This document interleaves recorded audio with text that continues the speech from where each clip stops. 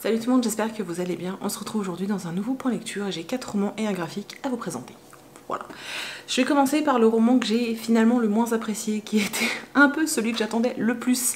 Voilà, j'avais tellement hâte de le lire que j'avais peut-être beaucoup d'attentes et j'ai été particulièrement déçue. Donc je vais vous parler de Le joueur de billes de Cécilia Ahern aux éditions Milady. Alors le livre est magnifique, hein, soyons honnêtes, voilà. Si vous me suivez, vous savez que Cécilia Ahern fait partie des autrices de contemporains que j'adore. J'aime vraiment énormément ses livres, à chaque fois, enfin quasiment à chaque fois j'ai eu des coups de cœur. Et du coup c'est vrai que j'attendais beaucoup de ce roman et j'étais vraiment en mode ça va être génial, ça va être génial. Et en fait ça a été chiant. Voilà, faut dire ce qui est, je me suis ennuyée profondément. Je vais vous parler de l'histoire. Donc dans cette histoire, on suit Sabrina Box, qui est une jeune femme mariée, qui a des enfants, qui est, il me semble... elle est...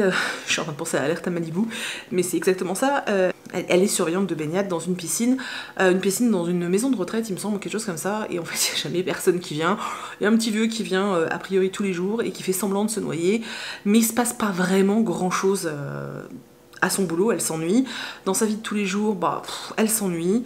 Elle n'est pas forcément proche de sa famille. Son papa a eu un accident cérébral et du coup il s'est retrouvé en maison de retraite. Sa mère a refait sa vie depuis pas mal de temps, donc voilà. Mais c'est vrai que Sabrina s'ennuie dans sa vie. Un jour elle est au boulot et ça va pas du tout, elle en a ras-le-bol. Son patron lui dit écoute, va boire un café, détends-toi. Et pendant qu'elle boit un café, il se passe enfin quelque chose, quelqu'un manque de se noyer et c'est son patron en fait qui sauve cette personne. Sabrina réagit très très mal à ce qui se passe parce que finalement il se passe enfin quelque chose et c'était pas pour elle. Et ça lui fait littéralement péter un plomb. Du coup on la met un petit peu au repos forcé. Et comme elle a sa journée et qu'elle s'ennuie parce que bah, d'habitude elle est avec ses gamins ou elle est au boulot, là elle est un peu en mode ok j'ai ma journée mais je fais quoi en fait les gars? Elle décide d'aller voir son père à la maison de retraite et en fait quand elle arrive, les personnes qui travaillent à la maison de retraite lui disent ah bah justement il y a 2 colis qui sont arrivés pour lui, 2 gros cartons, bah, je vous laisse vous en occuper. Et quand elle ouvre ces cartons, elle découvre une quantité monstrueuse de billes, ouais des billes, celles avec lesquelles tu joues tu vois. Et elle comprend pas trop en fait. Et de là, elle va commencer à découvrir une nouvelle facette de son père qu'elle ne connaissait absolument pas. Et elle va réveiller un petit peu la mémoire de son papa grâce à ces billes. Donc nous on va avoir une narration alternée. On a certains chapitres où on est avec Sabrina, donc aujourd'hui, où elle nous raconte un petit peu l'enquête qu'elle va mener parce que dans ces cartons elle va découvrir que c'est une véritable collection et que c'était une véritable passion pour son père. Et qu'il y a certaines billes qui valent une fortune et qu'elles ont disparu. Donc elle va mener cette enquête parce qu'elle veut savoir qui a volé ces billes. À côté de ça, on a la narration de Fergus, donc son papa, quand il était enfant.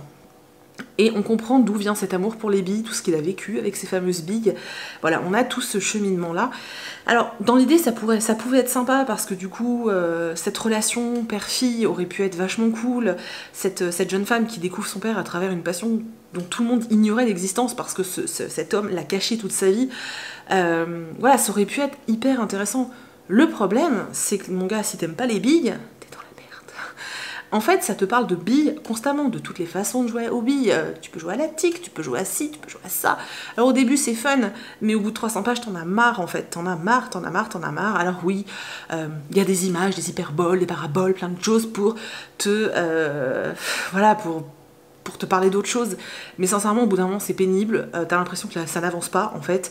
Les passages de narration du passé avec Fergus, j'ai beaucoup aimé en fait découvrir la vie de cet homme quand il était enfant parce que sa vie était elle était loin d'être facile, mais je me suis quand même profondément ennuyée.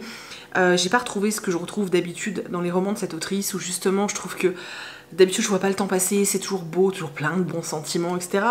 Et là ça l'est, mais en fait je me suis vraiment ennuyée, mais comme rarement en fait, hein. Donc voilà, je suis très triste, donc j'attends son prochain en espérant que qu'il me fera passer un meilleur moment en fait, parce que là pour le moment c'est vraiment pas ça. Je vais ensuite vous parler d'un tome 2, donc il s'agit de Moana, le tome 2, donc le bateau vagabond de Silène Edgar. J'avais moyennement aimé le tome 1, voilà, j'avais bien aimé, mais c'était pas non plus transcendant. Et alors celui-là, les gars, c'était trop bon. Et franchement, si le 3 est encore meilleur, ça va être trop cool. Dans le tome 1, alors on suivait cette petite fille Moana qui vit dans les îles Marquises, qui a une vie assez particulière parce qu'en fait il y a eu une grande gelée sur la planète, seules certaines zones de la planète ont été sauvegardées, et en fait le gouvernement qui se trouve à Pondichéry, donc en Inde, impose certaines lois, notamment la maison du souvenir, la maison des souvenirs, donc en gros les vieux arrivés à un certain âge, ils doivent être envoyés là-bas, on ne sait pas trop ce qui leur arrive, même si on comprend très vite que c'est un peu des poids, donc on se doute bien de ce qui va se passer. Et surtout, dès le plus jeune âge, on incite les jeunes filles et les jeunes hommes à se marier et à pondre des tonnes de mioches. Mais quand je dis très jeune âge, c'est 12 ans, hein, voilà. Donc nous on suit Moana qui fête ses 12 ans et qui va devoir épouser quelqu'un, pondre plein de gamins, parce qu'en fait plus le village a d'enfants, plus on leur donne des ressources, et du coup c'est vrai que le conseil du village impose aussi les mariages, etc. Sauf que Moana elle veut pas ça, Moana elle veut passer un espèce d'examen qui lui permettrait d'intégrer une grande école à Pondichéry, qui pourrait lui permettre de faire partie de l'élite et voilà, d'évoluer. La famille de Moana est assez particulière parce que, contrairement à d'autres familles, ils ont caché leur ancêtre. Donc l'arrière-grand-mère de Moana, ils l'ont gardée, Mémine, qui est un personnage d'une tendresse et d'une beauté incroyable, qui est très proche de sa petite fille et qui lui raconte comment était le monde avant la catastrophe. Et elle lui raconte tout en fait, elle lui raconte tout. Et elle va l'aider à ne pas se marier et elle va l'aider à prendre la fuite, et en fait elles vont s'aider mutuellement, puisque dans le tome 1 en fait, je vous spoil pas du tout, hein, mais dans le tome 1 en fait elles ont chacune un but, donc Moana a échappé à son destin, à son triste destin, et surtout aider Mémine à réaliser son rêve et à retourner en Corse. C'est dans le titre du tome 1 puisqu'on parle de figuier, voilà. Et c'est vrai que le tome 1 se terminait, voilà, on avait une vraie fin, on avait eu plein d'aventures, il s'était passé plein de choses, on commençait à voir pas mal de choses sur la politique de l'univers, mais pas encore assez poussé, mais voilà, ça se terminait en fait, donc moi je m'étais dit, bon qu'est-ce qu'elle va nous mettre dans le tome 2? Et alors le tome 2, j'ai trouvé ça génialissime, c'est plein de rebondissements, c'est plein d'aventures, on commence à voir plein de choses, c'est encore à mon goût pas assez fouillé au niveau de l'univers, mais c'est quand même mieux. J'ai adoré ce tome-là, en fait, malgré des petits défauts, hein, je vous dis. L'univers qui n'est pas encore assez travaillé, enfin, pas assez... Non, c'est pas ça.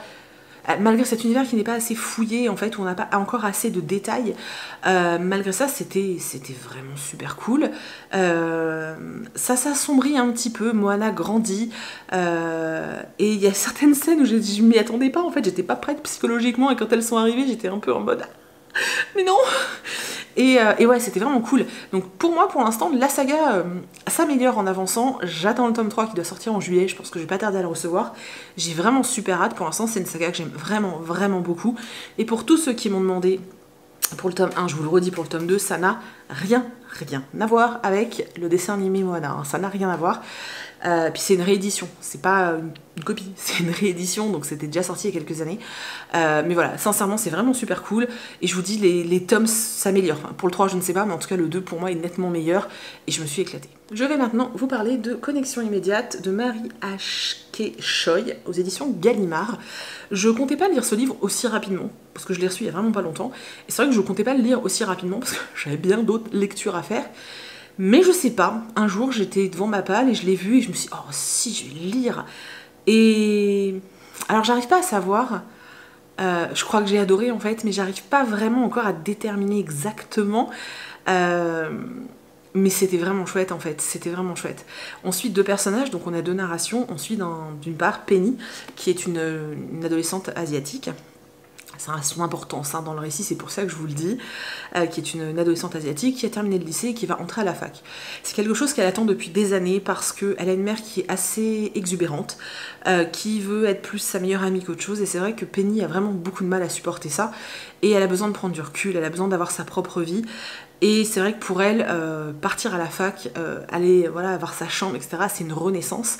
Donc on la suit qui arrive à l'université, donc ça se passe au Texas, et on la suit qui découvre donc sa nouvelle coloc, et surtout la meilleure amie de sa nouvelle coloc, avec qui elle s'entend pas forcément bien. Hein. D'ailleurs, il y a des petites allusions au racisme caché, ce que j'ai trouvé très intelligent de la part de l'auteur.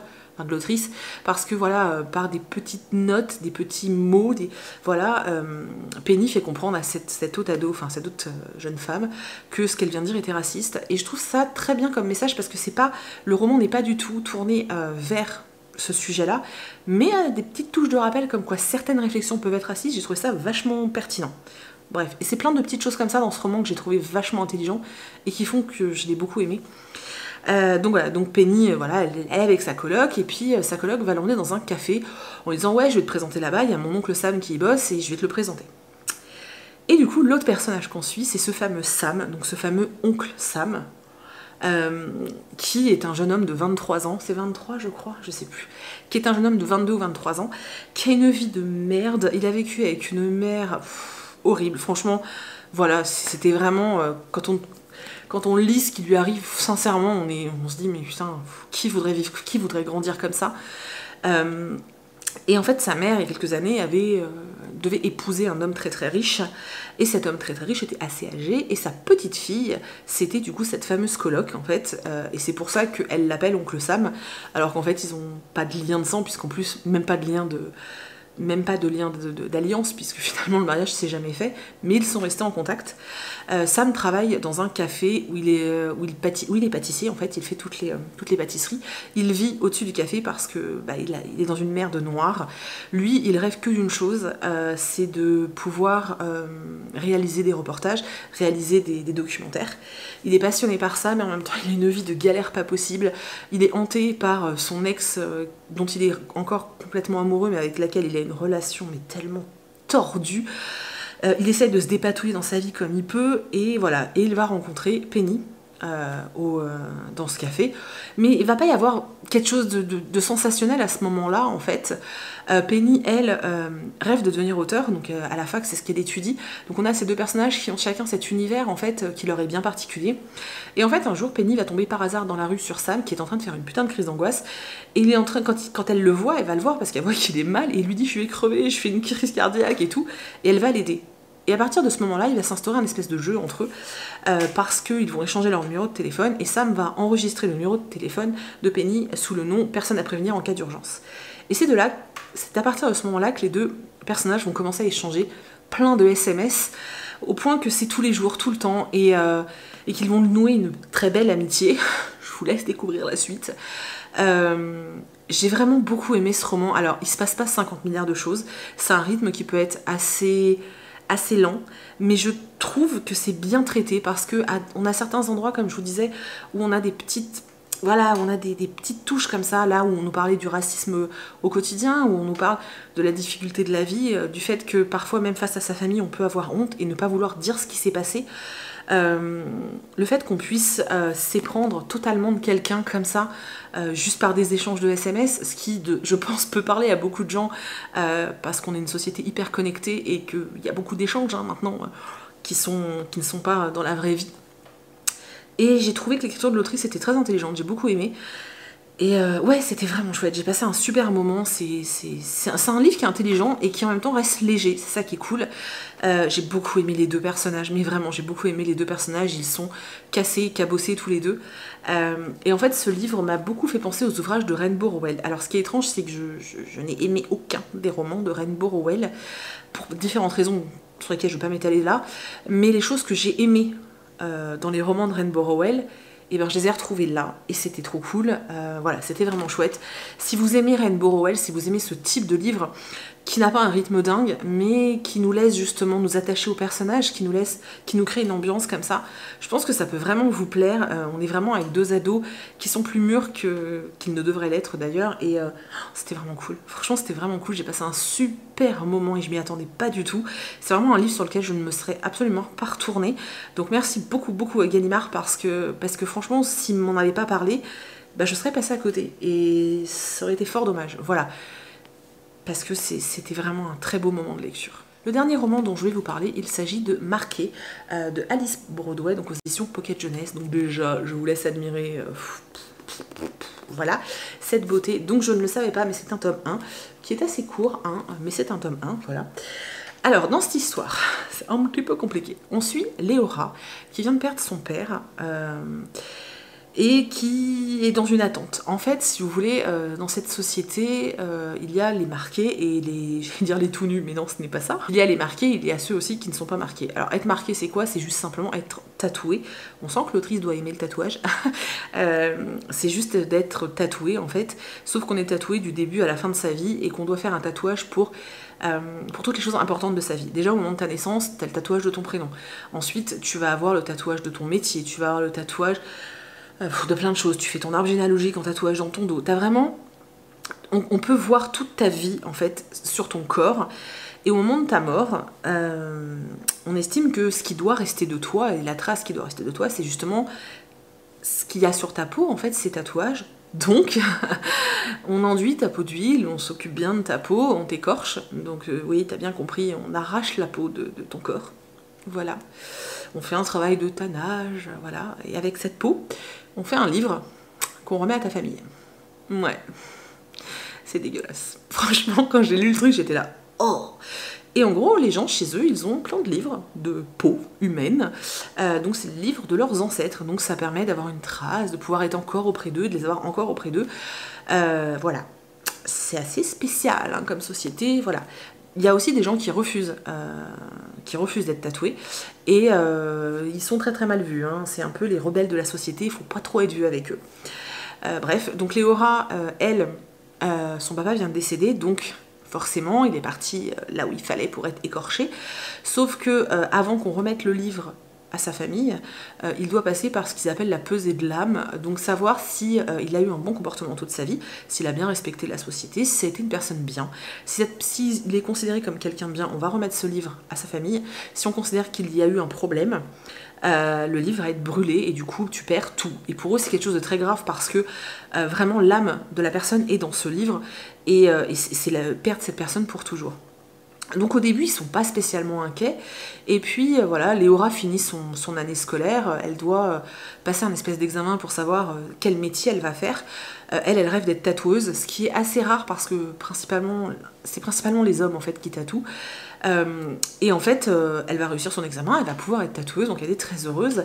Un jour, elle va aller elle va voir qu'il y a un peu de bordel hein, sur une place, donc elle va aller voir ce qui se passe. Et là, en fait, elle va voir qu'on va tatouer de force un corbeau sur le niveau de la tête de l'homme. Et quand elle va se renseigner, elle va apprendre qu'en fait, c'est un signe pour dire que cette personne va être un oublié. Donc c'est quelqu'un qui a fait quelque chose de mal, sauf que pour pas que pendant qu'il vive, on l'emmerde, ça sera caché par ses cheveux. Mais derrière, au moment de sa mort, eh bien, sa peau sera brûlée et il n'y aura pas de livre. Léora est assez choquée par ce qu'elle voit parce que c'est quelque chose qui ne se pratiquait plus, sauf que le nouveau maire a décidé de renforcer la domination. Donc voilà, j'ai l'impression que c'est hyper brouillon ce que je vous raconte. Et Léora va commencer à faire beaucoup de rêves et avoir beaucoup de flashbacks concernant son papa et elle va vite se rendre compte qu'il y a un problème avec la peau de son père, donc avec le livre qu'elle devrait récupérer. Elle va vite découvrir qu'elle a un rôle très particulier à jouer et je vais pas vous en dire plus parce que ce serait vous gâcher votre lecture et votre surprise et ce serait fort dommage. C'est un roman que j'ai beaucoup aimé parce qu'il est très original, alors même si le côté on t'écorche, on fait un livre avec ta peau, c'est franchement dégueulasse, ça reste quand même hyper original. Alors on est encore dans tout ce domaine de domination, de comment finalement le pouvoir arrive à faire en sorte que toi, pauvre petit Jean, tu obéisses en fait et tu fasses exactement ce qu'ils veulent. Et ce qui est vachement intéressant, c'est que Léora est un personnage qui croit profondément à tout ça et pour qui c'est vraiment ancré, sans mauvais jeu de mots. Elle y croit réellement en fait et pour elle ça fait intégralement partie de sa vie. Dans le livre, il y a un truc que j'ai adoré, c'est qu'en fait, tous les préceptes que les gens suivent dans cette société sont aussi induits par des contes et des légendes qu'on leur a racontées. Et en fait, on nous les raconte au fur et à mesure du roman. En fait, elles sont placées de temps en temps. Et j'ai trouvé ça hyper sympa parce qu'on comprend un petit peu plus la culture de cet univers-là, en fait. C'était vraiment cool, j'ai vraiment beaucoup aimé ce roman. Sur le moment, pendant la lecture, j'arrêtais pas de me dire, bon, par contre il se passe pas grand chose, parce que c'est vrai que le rythme est assez lent, mais finalement ça nous met bien en place les choses. On a quand même quelques actions, hein, il se passe quand même quelques petites choses, mais c'est vrai que sur certains passages on avait un peu de lenteur. Mais finalement, avec du recul, je me dis que c'était bien, c'était plutôt bien dosé, et j'ai vraiment hâte d'avoir la suite, parce que la fin te laisse un peu en mode « What ?» Voilà, en plus on a plein de révélations dans le livre, voilà, c'était vraiment super cool en fait. J'ai vraiment beaucoup aimé le rapport entre les personnes, les secrets, les retournements de situation, c'était vraiment cool, franchement c'était vraiment cool. Après, si vous voulez un livre qui bâme dans tous les sens, c'est peut-être pas le bon. En tout cas, si c'est ce que vous cherchez aujourd'hui, c'est peut-être pas le bon. Maintenant, c'est aussi un roman qui prend le temps d'expliquer tout ce qui se passe, et j'ai vraiment beaucoup aimé tout ce rapport au tatouage, c'était vraiment super intéressant. Alors je suis pas une pro du tatouage, hein, je suis vierge, ma peau est vierge, hein. Je sais pas pourquoi je fais ça, on dirait que je fais un siphon fonfon. Mais je trouve ça super intéressant en fait, je trouve ça super intéressant, et du coup là vous pouvez voir aussi qu'il y a un oiseau, donc ça a de l'importance, hein. Voilà, en tout cas j'ai beaucoup aimé, et j'ai vraiment hâte d'avoir la suite. Donc voilà, si ça vous tente, n'hésitez pas, parce que vraiment il est cool, en plus bon, il se lit vite, hein, il est vraiment court, voilà. C'était vraiment chouette. Le dernier ouvrage dont je vais vous parler, je me suis rendu compte que j'avais oublié de vous en parler, c'est un scandale. Donc il s'agit de Lovecraft, 4 classiques de l'horreur, donc c'est en version illustrée. Il est beau, hein. Oh là là là là. C'est aux éditions Aquileos, j'ai oublié de vous le dire, il est vraiment chouette. J'ai vraiment beaucoup aimé en fait relire les histoires de Lovecraft.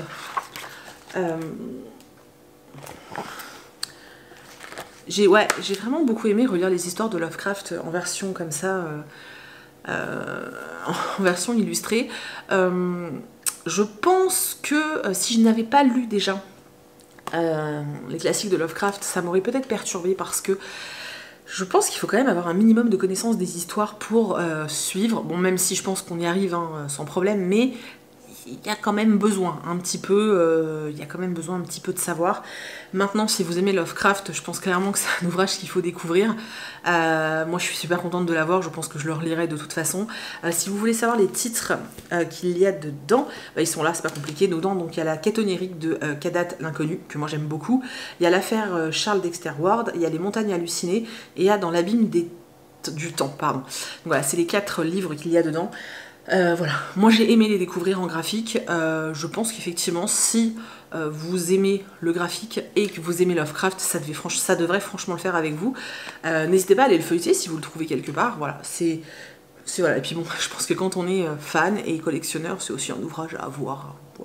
Ouais, je peux pas vous en dire tellement plus, parce que je vais pas me mettre à résumer chaque histoire. On est encore de là demain en fait, hein. Voilà.